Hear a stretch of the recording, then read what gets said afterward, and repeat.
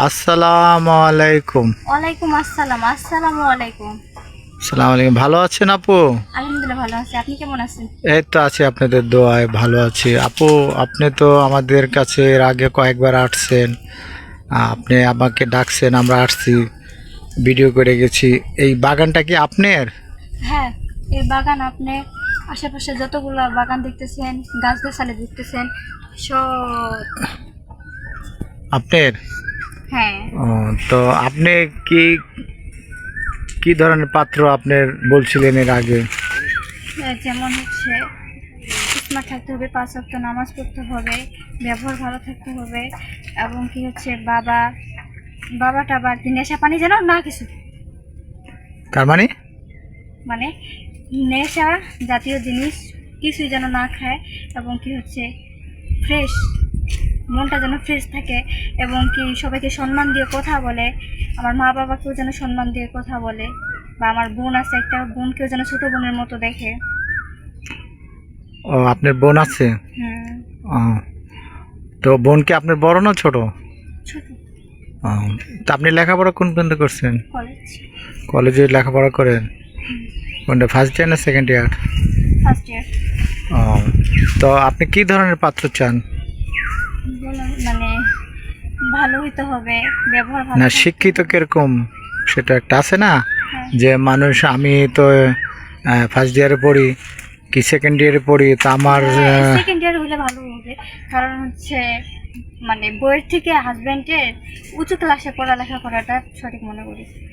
তো আপনারটা উঁচু থাকবে, স্বামীরটা নিচে থাকবে? না, স্বামীটা উপরে থাকবে। আমি তো ফার্স্ট ইয়ার আর সেকেন্ড ইয়ারের। আচ্ছা, যাই হোক, তো আপনি কি কি দিবেন তাকে, সে যদি আপনাকে বিয়ে করে? তো আগে হচ্ছে ভালো করে দেখবো, তার সাথে সংসার করব, বুঝবো সে কেমন, ভালো না খারাপ, সে আমার সাথে অ্যাডজাস্ট হতে পারবে কি না, তারপরে ভেবে দেখবো যে কি দেওয়া যায়।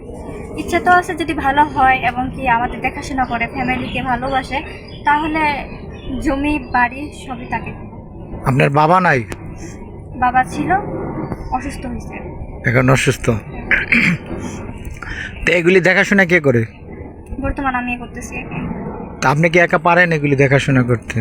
আমার ছোট বোন মাঝে সাথে হেল্প করে দেয়, তো আমাকে দেখাশোনা করতে হয়। তো এত বড় একটা বাগান দেখতেছি, অনেক বিশাল বাগান, বিশাল কলা গাছ লাগাইছেন, তারপর আবার এখানে এই গাছ আছে, এগুলি কিভাবে আপনি কি করেন? এই তো একাই দেখাশোনা করতে পারতেছি না দেখেই তো একটা মানে জীবন সঙ্গিনী খুঁজতেছি। দর্শক, আপনি জানলেন তার মনের খবর। আমি একটা কথা বলবো, যদি এই আপুকে কোনো হৃদয়বান ব্যক্তি ভালো লাগে, তো ভালো লাগে থাকে, তো আমাদের স্ক্রিনে নাম্বার দেওয়া থাকে, আমাদের স্ক্রিনের সাথে আমাদের প্রতিপক্ষের সাথে যোগাযোগ করবেন।